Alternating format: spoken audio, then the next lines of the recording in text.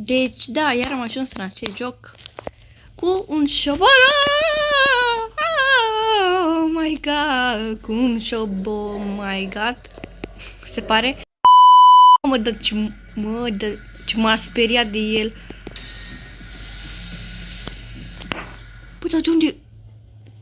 No, bine. Oh my god. Bine, am luat o brânză. Te rog frumos să revii pe aici. Haide. Deci, da, e totul bine și frumos. Deci, da, suntem... Oh my god, ce m-a speriat. Aici era brânza aia, parcă, da. Da. Aici era o brânză. Brânzica de la Făgăraș de... nu știu.